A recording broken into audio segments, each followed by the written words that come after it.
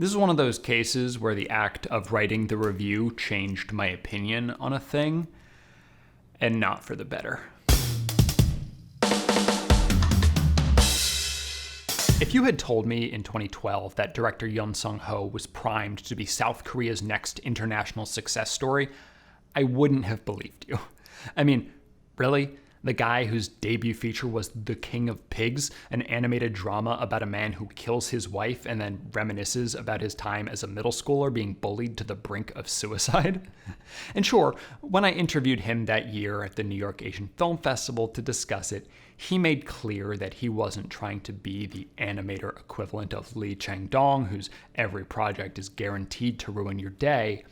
But it wasn't clear to me what comedy meant to a guy whose next project was about pseudo-Christian cults exploiting the fears of a community on the verge of destruction for profit. I talked about that one, called The Fake, earlier this year when I recommended 8 films for those who were just diving into South Korean cinema after Parasite won Best Picture.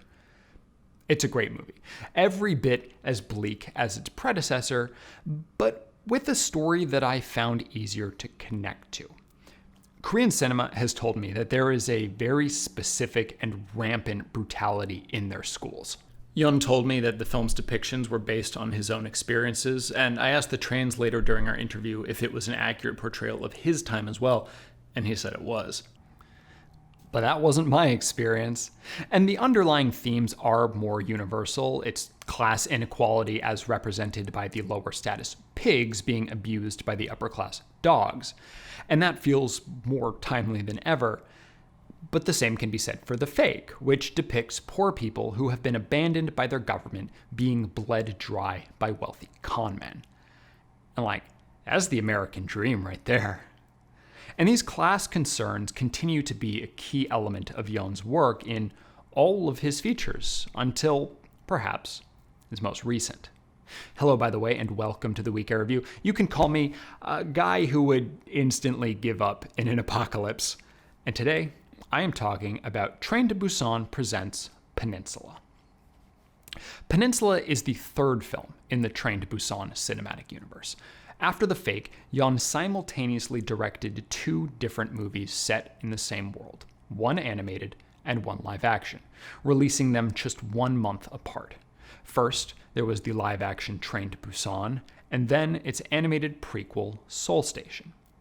But while Seoul Station was released after Train to Busan in Korea, it premiered in New York a few months before, and so I saw that before I even knew that Yeon had made the seemingly now permanent shift away from animation, something that he had told me he was interested in doing back in 2012 but needed the right conditions for. The TCBU depicts a zombie apocalypse that starts in South Korea and, as we eventually learn, never actually moves beyond there. Seoul Station is a fairly sprawling story showing a city tearing itself apart. It is as bleak and brutal as Yeon's other animated films, but it's arguably his least interesting because it gains the least from being animated.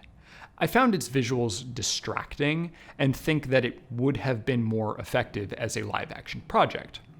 Unfortunately, it was clearly a budgetary issue. They didn't have the money to tell the story that way, so they told it the way that Yeon had been doing for years. Train to Busan, being live action but still on a budget, is far more constrained. It takes place almost entirely on a KTX train, which looks nice as heck and had me seriously considering that same ride to Busan when I visited Seoul in 2017.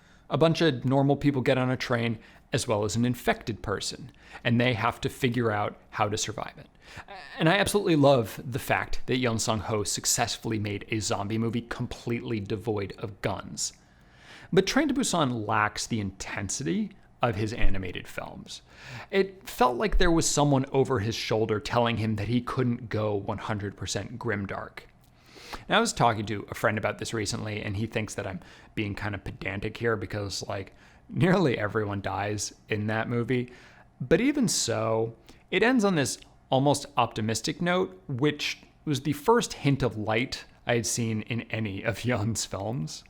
And it signaled a clear shift in tone. His follow-up was Psychokinesis, the story of a random schmuck who suddenly gets superpowers and uses them to save his estranged daughter and her community from capitalism. I really enjoyed it, and it is available on Netflix, so you should definitely go check that out. And there is some real darkness in that one too, but it's his first feature to end on a genuinely positive note.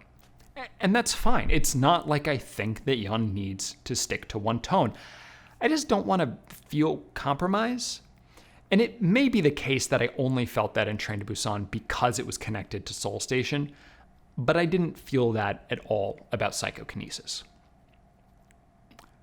As for Peninsula, we'll get there.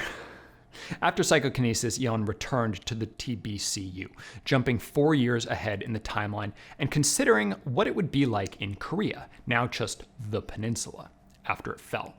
As I alluded to earlier, the outbreak was ultimately contained within the country's borders. We get some information about what happened from a generic white man on a generic late-night talk show broadcast, but the film doesn't really dig into all of that. This is a completely new story featuring a new cast of characters. Obviously, we are first introduced to our protagonist, a military officer named Jung-suk, and we see what happened to him and his family during the initial chaos. It was pretty rough. And then we jump to present Hong Kong, where things still aren't going so well for him or his brother-in-law, who blames him for his wife's death. Here, we get the only real sense of how society shifted in response to the outbreak, as some locals at a bar shout anti-Korean sentiment at the pair, expressing concern that they're carrying the virus. Obviously, Peninsula was made long before the current pandemic, but that moment felt particularly true to me, the xenophobia reminiscent of what we saw targeted towards Chinese people and then Asians more generally. And so, the Korean people who survived the catastrophe but lost everything and everyone have found themselves at the bottom of society. Many even being denied or at least held in limbo regarding refugee status, and so unable to live or work comfortably. And for just a moment, it seems this inequality will be a theme again. But then the narrative starts and it fades into the background. A white man sends 4 Koreans back to the peninsula to pick up that most classic of MacGuffins, bags of money. And that is an interesting consequence of just one part of the first world being affected by apocalypse. Huge amounts of money were just left there as everyone fled for their lives, and those who are brave or stupid enough to try to get it will be handsomely rewarded. And this man in Hong Kong knows about a truck with millions of US dollars, and if this ragtag group brings it back, they'll get a cut, and they can really start to rebuild their lives. The zombies in the TCBU follow different rules. They have poor hearing but good eyesight, meaning they function primarily based on the latter.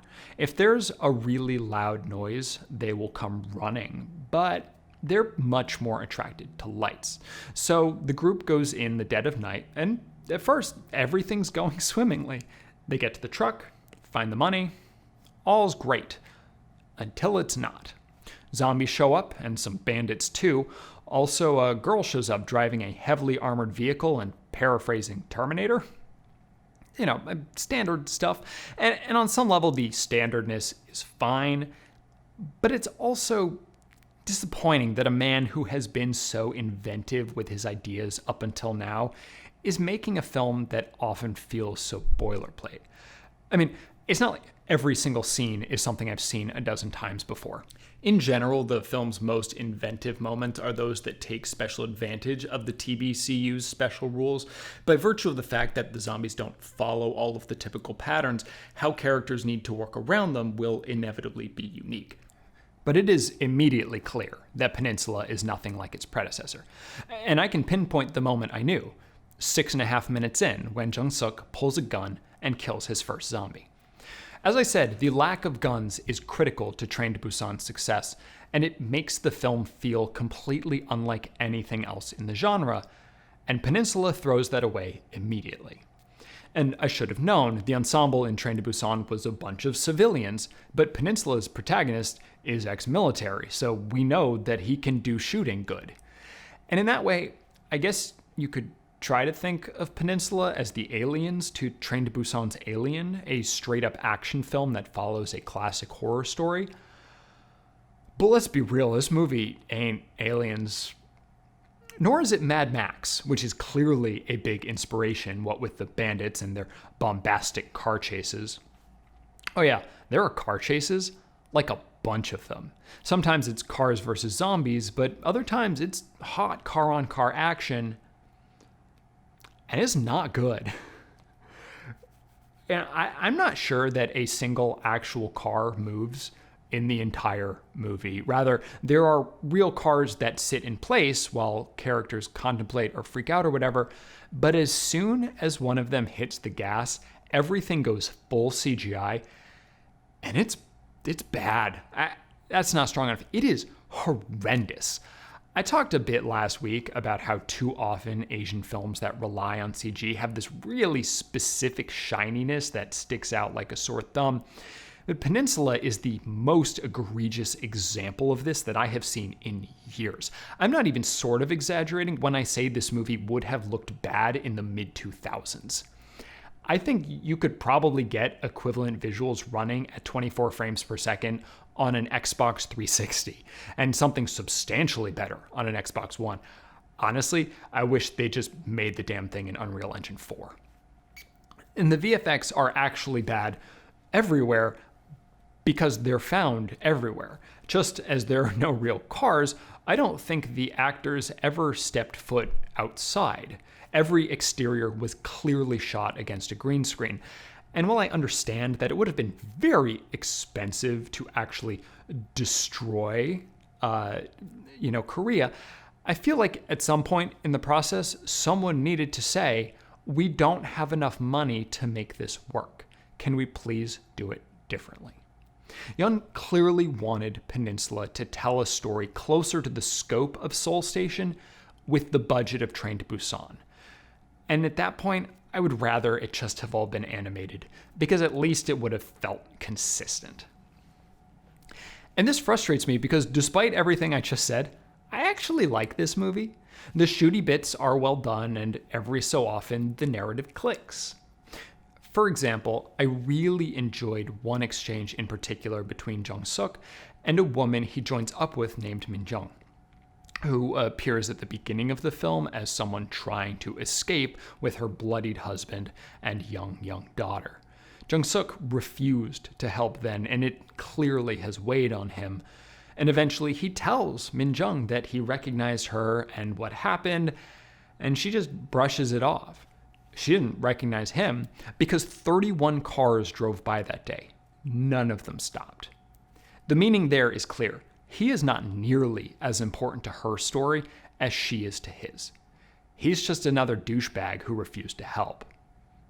Like that xenophobia in Hong Kong, this is a genuine moment in a film direly in need of those. And maybe it doesn't outweigh the fact that they tried to do an emotional callback across languages, requiring someone to awkwardly say in English what I guess was the direct translation of a Korean sentence from earlier.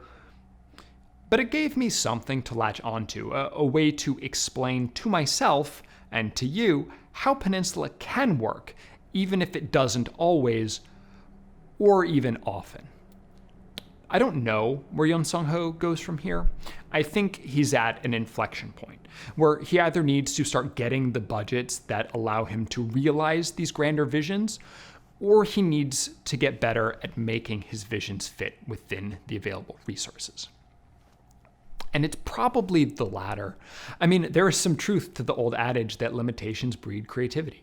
Train to Busan was successful precisely because it took something huge, the end of the world, and made it this intimate ensemble piece. Psychokinesis, likewise, is a suitably small-scale superhero story. Peninsula isn't trying to be huge, but it definitely wants to be bigger than its budget allowed, which is why every VFX shot looks like previs. But the low budget isn't why characters have weird, unclear motivations. That's more fundamental. And it's something that I hope he reckons with going forward, because when Peninsula works, it's a lot of fun. But when it falls, it goes down hard. 6.0 out of 10. Thank you so much for watching, and thank you particularly to my patrons, my mom, Hamry and Marco, Kat Saracata, Benjamin Schiff, Anthony Cole, @Blasian FMA, Magnolia Denton, Elliot Fowler, and Greg Lucina. If you like this video, that's great. If not, I'm sorry. If you want to see more, please subscribe. I hope to see you next week.